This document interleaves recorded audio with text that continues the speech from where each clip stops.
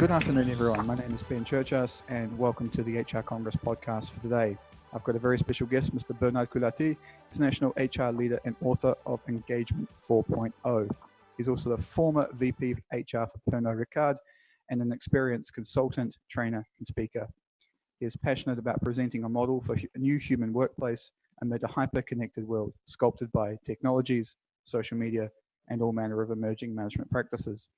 Pernod draws upon his international HR experience, research, and skills to analyze how to make engagement a new deal for all workplace actors, driving productivity, human success, and a healthier work-life ecosystem. And Pernod will be presenting a session at the HR Congress 2019 entitled Engagement 4.0. I have a few questions that I want to ask you today. And first off is something that I wanted to learn a little bit more about because I'm not familiar with the term Engagement 4.0. So firstly, what is this term? What does it mean? And why or how does it differ from previous incarnations or versions of engagement? Well, actually, you've heard about Industry 4.0, right? Industry 4.0, Yes. or the blockchain and the digital world in which we're living. So I wanted, in fact, to make a bridge between the environment in which we live, which is more and more digital, which is more and more blockchain oriented, which is more and more, really digital in a way. And that's what I was just saying. And I think engagement 4.0, 4.0 is really an answer to that world in which we are living, because I'm convinced that the way we engage today at work, and not only at work, also at home, I mean, the way we engage in society is very linked to the way we manage space, time, and all these kind of new tools, technology we have to use around us. And I think it really changes the relationship between people and the world of work. And that's why it was more a hint, a kind of answer, a kind of reply to this world, which invites us to change our way of life and way of working. So that's why, that's the genesis of the Engagement 4.0 title, actually. So sort of following on from that, obviously with a lot of digital technologies beginning to emerge in the workplace and in society generally, we've seen a sort of shift or a rise in the exposure of employee experience as a term. And I wanted to ask you, why has this sort of happened now? Is it just because of the digital technology boom? Or hasn't this always been like an important part of work-life balance, especially in the last sort of 15 to 20 years? Why now has employee experience become such a hot topic? Well, you are right to say, you're very right to say that the digital is part of the answer, not only, and the millennials, the new generations is also part of the answer. I think, we love in HR, we really love to change words from time to time. There's a lot of buzzwords coming on the market. And I think in a way, employee experience is a kind of recycling of what I would call employee engagement, but in a new version, in a new vision. My view on that is that I don't accept the vision in which employee experience has replaced employee engagement. You can read that sometimes. And some people tell you, well, employee engagement was the old-fashioned way to engage people. And now we have this fantastic new employee experience notion, which is going to change everything. And because the young people are working for have different expectations, the digital is changing the way of life, so we need to work on an employee experience which is positive, impactful, etc. I think all these people are right, and I think for me, employee experience and engagement are actually the two sides of the same coin in a way. Which means, in one side, you have what people are wishing for, the expectations from employees, what gets them satisfied, what kind of happiness at work you can create, to make life of people easier at work by the digital experience, by the workplace, which has been improved a lot these last years, etc., etc. So I call that a positive experience. The problem for me is that sometimes we confuse this employee experience with the consumer experience. And there's many, many links between the customer slash consumer experience in the business and the employee experience. Rightly, because we need to consider that we have to deliver a nice experience at work for people. At the same time, the danger of that notion is that people can be passive as a consumer. I'm consuming your products, but I don't feel engaged by your products. So, I'm happy to have it at home. I'm happy to have a nice workplace, to have a nice digital tools, some baby food or whatever you can have in the company to attract people. But if you don't work on the other side of the coin, which is the real engagement of people, which means the effort they have to do to develop themselves, the ownership they need to have on their work, the connection, the real connection, deep connection you have to build in order to engage people at work.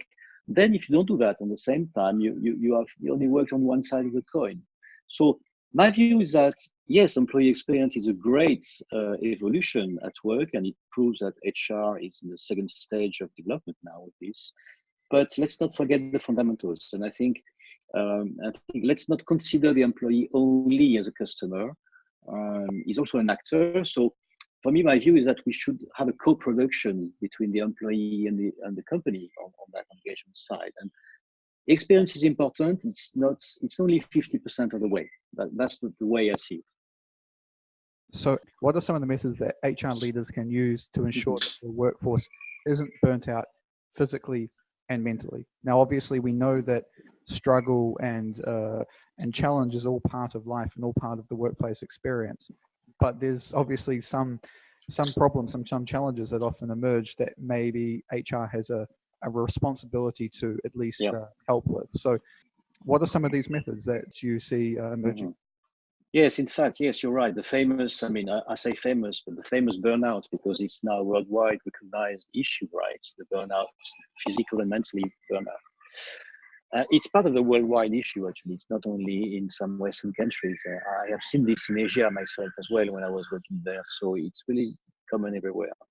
Well, I think my view is that, in fact, sometimes we consider that too many working hours, too much pressure on people can cause a burnout. You know, HR people usually say that, you know, burnout is about too much work and the impossibility to manage your priorities, to be tightly organized, etc., etc. I think that's only part of the problem. And I think one of the main issues about burnout is the lack of meaning, the lack of purpose, the lack of sense, the lack of clarity at work.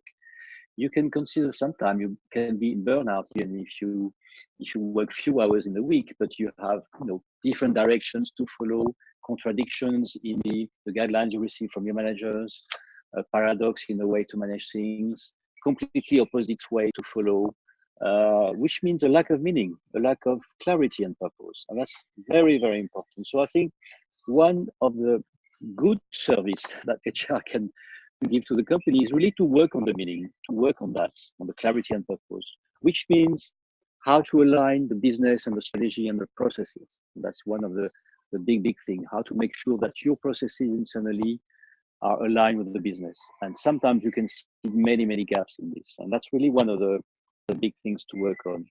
Second thing to work on is, engage your managers to improve their way to do feedback to people, permanent feedback to people, to have their resilience, to work on their resilience as well, monitor permanent feedback. I think in this way, you can consider that burnout can disappear or at least be tackled, because you have a permanent view on where you are, and you can, as an employee, monitor yourself better in a better way.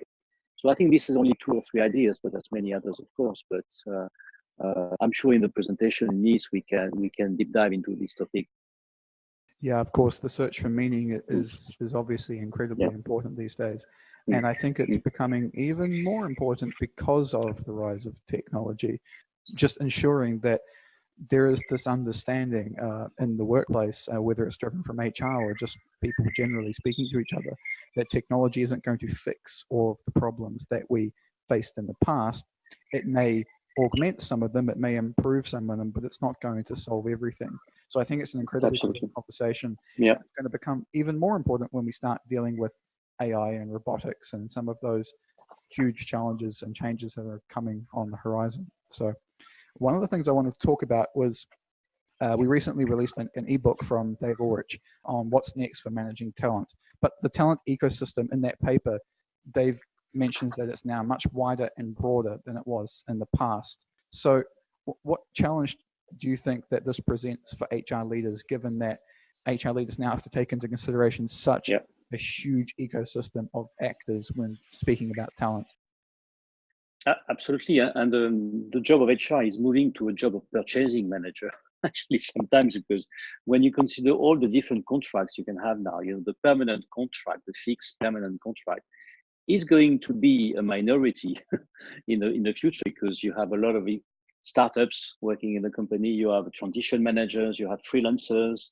I mean, all these different various statutory which really works for the company is really getting the future. This is really the future now. And if you look at the young populations and the senior populations, I would say the less than 30 years old and the more than 50, all these populations at the two ends are really more agile and flexible and ready to work like that, you know. So by necessity sometimes, because the job market is less favorable, but more and more by choice and not by crisis or by lack of jobs. I think it's more a choice. So HR managers, HR directors really have to consider that this kind of thing can increase engagements rather than decrease engagement. Sometimes I hear a lot of my colleagues in HR very hesitating about this, notion of different contracts, different statutory modes, etc. Having an outside-in approach as well on that. I think it's a mistake. I think we should more deep dive into that. In my experience, people in interim or in transition are often much more engaged than permanent people. Of course, permanent people have their own engagement values as well. But when you are here on a short mission or on a longer mission, but with a lot of autonomy on your side to work differently and to bring something different from the external world, you have a different relationship with the company. So what HR can do to improve that is to ensure there's a good mix between all these different status and different, talent ecosystem, to make sure again that they work on the meaning, the clarity, the purpose, the values of the company, the project on which we embark everybody, whatever the status. And I think again, it leads to it calls from a strategic approach from HR, which is how am I going to work with all these populations, very different statutory populations, to make sure they have the same understanding of the vision and the journey in which we embark them. And that's critical. It's not a question of process and how you pay people, etc. That's really secondary. It's really about the vision and the project and the meaning. And if you have a good meaning and a good vision and a good sense of purpose, then you are sure of yourself and you can embark, juniors, seniors for a short time, for a long time, you don't mind anymore. That's really something that you can do. And you are stronger, in fact, at the end. So I want to jump forward a little bit to a slightly more philosophical question, and one that I tend to bring up in most interviews, which is, what do you think about the potential impacts of automation, AI, robotics, on employee engagement? And what does HR, from your perspective, need to understand? And I know it's a huge topic. We don't have to go into too much detail, but I'd just love to hear your thoughts. Of course, it's a question that is not only a joke on TV, and it's more and more the reality, right? AI and all these fantastic tools coming on the market. Well, I think, as usual, I try to have a balanced answer on that. There's a good side and a hope side in this, and there's a dark side.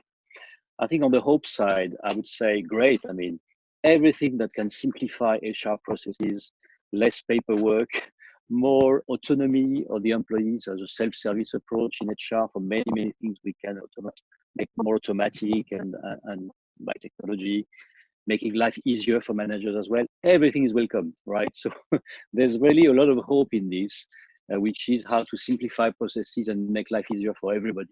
Okay, and that's really a completely, in the companies I was working for, I try to my best at my level to really deep dive into that and do the best we can in this. And this is most welcome, and this will continue. At the same time, there's a kind of dark side in this, as usual, as for everything. There's a bias in AI. Well, I mean, for me, AI will never replace, if we work on an engagement perspective, how to engage people more in the future, because this is a topic, right? On this perspective of engagement, I think nothing will ever replace, well, in fact, I don't know. We never know what the future will be, right? But I don't think, and I don't see today, what could replace the emotional connection you can create between a manager and his team, between the leader and his followers. And I think this will remain as a key driver of engagement for me. So everything about robotics, automation is more a resource to make life easier. It's not an end to the thing. So sometimes when I see robots replacing people, I say, hey, do we really need that? Do we really need to be as quick as that on the evolution? Can we stop somewhere? Can we fix a line somewhere? Same for HR. Are we really sure we want to enter into predictive tools to recruit people and to detect what are the high potentials in the company? Well, I'm not sure. At least it's a topic of debate. And I think on this part, which I call the dark side, could be a bright side as well. After all, if we can prove that we can predict things in the future, why not? But I'm a bit suspicious on that, honestly. And I think, I mean, managing people is part of managing, you know, the uncertainty as well of what comes with it, and not only a certainty around people. So I can understand why we do that, but as HR, there's a red light around that calls for discussion at least, and keeping things human, right? And that's really that's really what it's all about. Yeah, no, I think that's a very measured approach. Yeah. And I'm myself quite skeptical about the technology, but I have to admit that I don't know enough about it to really have an opinion on what's going to happen. But I would certainly like to think that of all the functions in the business world, HR would be the one that would take the most steady approach, given that they're dealing with exactly the lives of people and employees and large percentages of the human population. I think it really needs to be something which takes place over a very wise council of Yes. people who Yes. really understand what the technology Definitely. is going to do. But certainly there are some things it looks like that robotics and AI will successfully and relatively easily do away Sure. with. But yeah, when it comes to some of that meaning and recreating certain human characteristics, well, I think the technology is a little far away just at this point.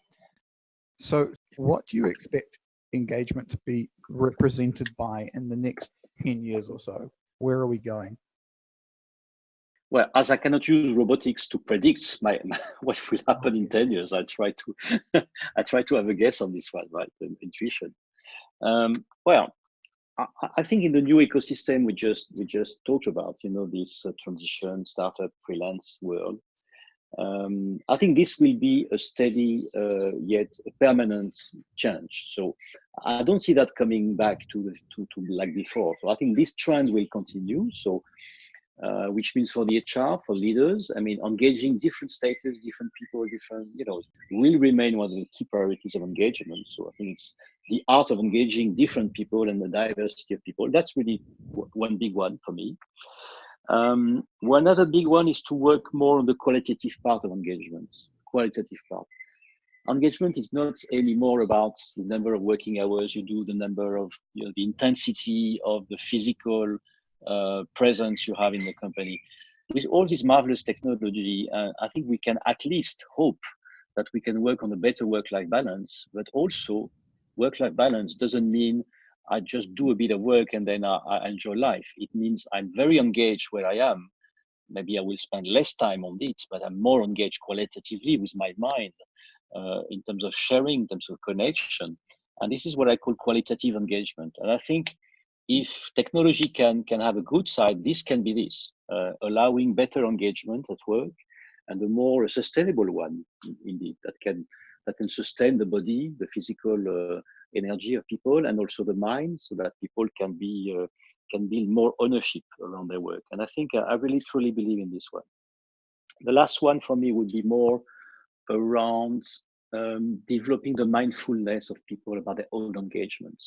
That's something that people rarely do in companies. But I think today you need, as an employee, don't let your company decide for you. Don't let your manager decide for you how you should be engaged. Okay, of course, they have their policy and their direction, but you as an employee, you can also decide what is your path, what kind of environment you want to work on in, what kind of management system, management values you want to be, what kind of manager or boss you want to have. And you have the right to choose that. And if you choose the right direction, what really engages you, then you will, you know, you will the company will make less mistakes about your promotion, your development, and you will be more happy at work. So I think it's also working on more on the awareness of people on their own engagement. That's why I've been working in this book a lot on the profiling exercise, which allows people to really understand better what kind of engagement they have, which can go from low engagement to too high engagement sometimes. So how to manage and monitor that yourself. it's part also of the deal. And when I say co-production of engagement, it means also that it's the company has its part to play and the employee as well, not only the company. And it's back to the employee experience. For me, it's also how do you work on your own engagement, which I would call self-engagement. And there's a book called Self-Leadership, which is very, very famous. I would more like to bring the notion of self-engagement, which is also a key one for me in the future. That's intriguing, and I do like the idea of self-engagement, because that's something I think is, in some ways, a lot of people are being pushed into these days. There was this, I don't know, I mean, for me growing up when I was younger, there was this perception that you could sort of do anything you wanted. I know it's not really true, but yeah. And of course, the realization when you're out of university or just starting work is like, oh no, that's not true. But in a way, it's sort of shifting back in that direction a little bit. You can switch careers. You can train in something online. You can read and access a huge amount of information. Now, more than ever before, there's the opportunity for you to take ownership of your future or your career path or your engagement, whatever you want to use as a... Absolutely. I completely agree. I was recently speaking in a secondary school, to kids and like 18 years old, 20 years old max. And I said, don't let your parents choose for you your orientation, right? Don't listen too much to your teacher. The teacher was present. He was laughing a bit, and same in the company. Don't listen too much to your manager or your HR, what he wants or she wants you as a best career for you. Of course, he can be right also. But it's also your inner mind that can speak for you. And if you have a good awareness of what are your values, what is the environment in which you can really thrive yourself, and that's, if you do that on your side, then HR managers will make less mistakes in promoting or deciding to put people here or here. I think it's also a question of co-responsibility really between the employee and the world in which we live in, which requires more agility, and you change work all the time, etc. It's I think for me it's a must do to work on that, because it's part of your employability in the long term as well. Yeah, indeed. So to wrap things up, you'll be presenting a session in the employee experience track at the HR Congress this year. So can you tell our listeners a little bit more about what they can expect from that session?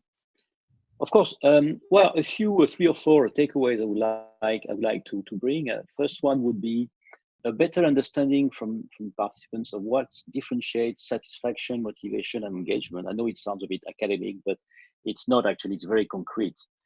And the confusion sometimes we make between employee experience and engagement is key to understand what makes people satisfied and engaged. It's not the same at all. So I would like to convey more understanding on that notion. Maybe the second one would be, again, to come back on the difference between experience and engagement, as we told earlier. So the two faces of the same coin, to bring some a few bricks of understanding on that point.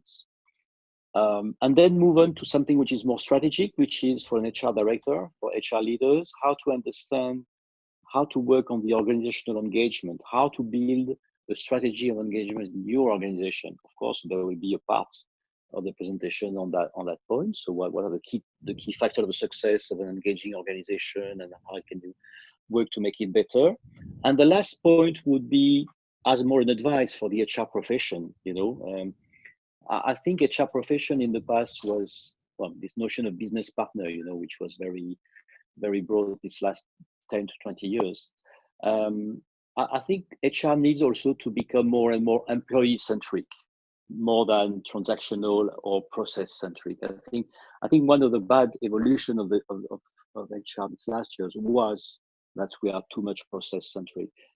If you want to develop engagement, then you have to understand what makes people engaged, even in your own HR processes. So I would like to bring a discussion around how to challenge your HR processes, your own processes you have created and you are managing today, how to challenge them to make sure that these processes are not destroying engagement, but on the contrary, building more engagement from the people that use these systems, whether they are managers or employees themselves.